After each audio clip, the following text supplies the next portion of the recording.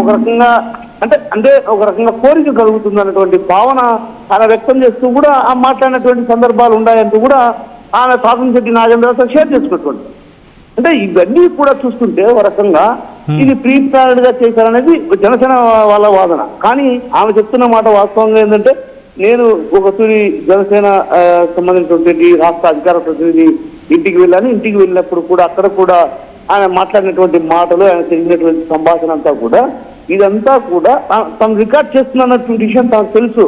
ఏదైతే తాతంశెట్టి నాగేంద్ర చెప్తున్నటువంటి మాటలు ఏంటంటే ఆమె రికార్డ్ చేస్తున్నటువంటి విషయం కూడా తెలుసు. నేను ఇంట్లోకి వచ్చినప్పుడు కూడా ఒకటే చెప్పా, తనకు కూడా బిడ్డ ఉన్నాడు. అంటే నాకు 50 ఏళ్ల వయసు, 53 ఏళ్ల వయసు, తనకు 27 ఏళ్ల వయసు ఉన్నటువంటి అబ్బాయి కూడా ఉన్నాడు. కాబట్టి 60 స్త్రీలను నేను కొడుకుగా భావిస్తున్నా అన్నటువంటి భావన ఆయన వ్యక్తం చేస్తారు. అంటే ఇదంతా కూడా కొంత ప్రీ ప్లాన్డ్ గా జరిగిందనేది జనసేన నేతలు చెప్తున్నటువంటి వాదన. కానీ వాస్తవంగా ఏంటి, అసలు ఇది ఫ్యాబ్రికేట్ వీడియోనా లేకుంటే ఫేక్ వీడియోనా అన్నది పూర్తి స్థాయిలో నిర్ధారించాల్సినటువంటి అవసరం ఎంతైనా ఉంది. ఎందుకంటే ఆమె కోరుతున్నది కూడా ఒకటే, ఏదైతే ఈ జరుగుతున్నటువంటి కన్జర్వేషన్ కావచ్చు, పూర్తి స్థాయిలో జరుగుతున్నటువంటి మాటల సంభాషణలు ఇవన్నీ కూడా పూర్తి స్థాయిలో పోలీసులు దీనిపైన పూర్తిగా సమగ్రంగా విచారించారు. ఎందుకు పోలీసులు దీనిపైన పూర్తి స్థాయిలో సమగ్రంగా విచారించలేకపోతుంది? తమ దగ్గర ఇదే కాదు, దాదాపు 500 వీడియోలు ఉన్నాయన్నటువంటి విషయాన్ని వీణా చెప్తున్నటువంటి. అంటే 500 వీడియోలు ఉన్నాయంటే అంటే వీరి మధ్య ఏ స్థాయిలో సంభాషణలు జరిగాయి, వీరి మధ్య జరిగినటువంటి కన్జర్వేషన్ కావచ్చు, ఇతరత్ర అంశాలు కూడా పూర్తిగా తను మనం పంపించినటువంటి ఒక చిన్న వీడియోలో, ఆ వీడియోలో తను మాట్లాడుతూ ఒక్కసారిగా ఆ బట్టలు విప్పినటువంటి దృశ్యాలు కూడా మనం చూస్తున్నాం. అంటే ఒక రకంగా సభ్య సమాజం తలదించుకునేటువంటి పరిస్థితి కనిపించే విధంగా వ్యవహరిస్తున్నటువంటి పరిస్థితి కూడా అక్కడ కనిపిస్తుంది.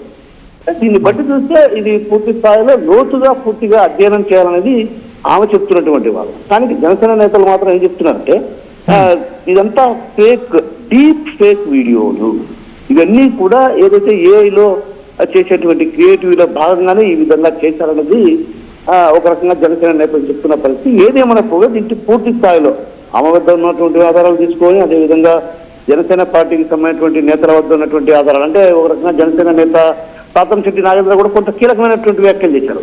ఆమె కిలాడి లేడీ, అదేవిధంగా ఆమెకు 4 ట్రాప్ లో వేసింది, 3 ఆమె వల్ల చిక్కుకొని దాదాపు లక్షల్లో సమర్పించుకున్నారు.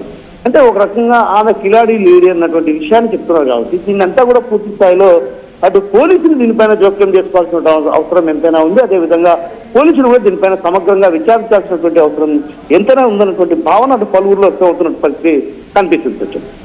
రైట్ కిషోర్, ఒక్కసారి మీ లైన్లో ఉండే ప్రయత్నం చేయండి. ఇదే అంశానికి సంబంధించి రియాక్షన్స్ కూడా రావడం జరుగుతోంది. మరి ముఖ్యంగా ఎమ్మెల్యే శ్రీధర్ బాధితురాలతో జనసేన నేత తాతంశెట్టి నాగేంద్ర ఆడియో ప్రస్తుతం వైరల్గా మారింది. అయిందేదో అయింది, నువ్వు సర్దుకుపోవడం మంచిదని అర్థం వచ్చి ఆయన మాట్లాడుకొచ్చారు.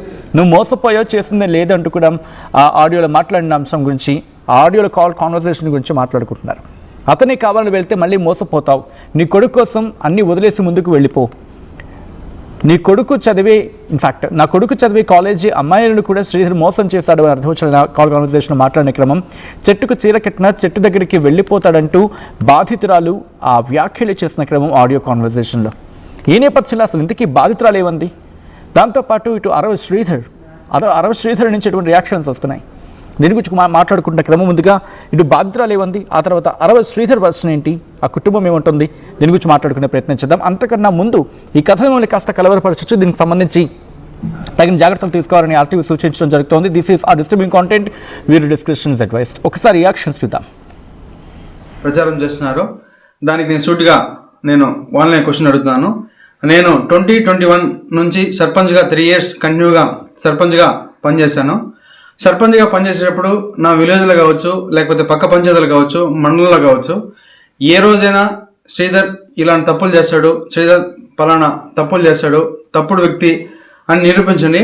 ఉప ముఖ్యమంత్రి కళ్యాణ్ సార్ దగ్గర ఆయన అడుగుజాల్లో నడుస్తూ ఆయన పనితీరుపై దృష్టి పెట్టి ఆయన ఎట్లయితే ప్రజలకు సేవ చేస్తున్నాడో అంతటికన్నా కొంచెం ఆయన దాంట్లో 1% ప్రజలకు సేవ చేస్తూ నా రైల్వేకోట నియోజకవర్గంలో నేను పని చేస్తుంటే నాపైనే ఈ విధంగా దుష్ప్రచారం స్టార్ట్ చేయడం జరిగింది. ఈ 1.5 year నుంచి నేను చేశా అంటున్నారు కదా, నేను లాస్ట్ 6 months నుంచి నన్ను ఇట్లే హరాస్మెంట్ చేస్తూ ఉంటే మా అమ్మ వెళ్ళి పోయి పోలీస్ కంప్లైంట్ కూడా ఇచ్చింది. కావున దానికి కూడా మళ్ళీ కూడా నేను దీని వెనక అందరికీ నమస్కారం. ఆ వీడియోలో ఉన్న ఆ మహిళను నేను రైల్వే కోడూరులో గవర్నమెంట్ జాబ్ చేస్తూ ఉంటాను. గత సంవత్సరంన్నర ముందు జూన్ 14, 2024లో రైల్వే కోడూరు ఎమ్మెల్యే అయిన ఆర్వా శ్రీధర్ గారికి నేను కంగ్రాచ్యులేషన్స్ చెప్దామని చెప్పేసి ఫేస్బుక్ ద్వారా మెసేజ్ చేయడం జరిగింది. అతను మొదటి రోజు అయినా సరే నాతో 2-3 గంటలు మాట్లాడారు. లాస్ట్లో అతని నెంబర్ నాకు ఇచ్చి నా నెంబర్ అతను తీసుకున్నారు.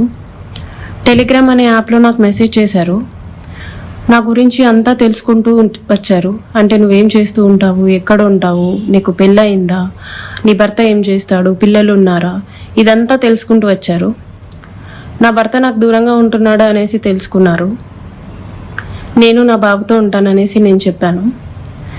అలా అనుకోవద్దు, నువ్వేం ఒంటరివి కాదు, నీకు నేనున్నాను, ఎటువంటి సిచ్యువేషన్ అయినా సరే నేను నీకు ఉంటాను అని చెప్పేసి నెక్స్ట్ డే నుంచే నాకు అటువంటి ప్రామిసులు చేయడం జరిగింది, అటువంటి భరోసాలు ఇవ్వటం జరిగింది ఆయన నుంచి.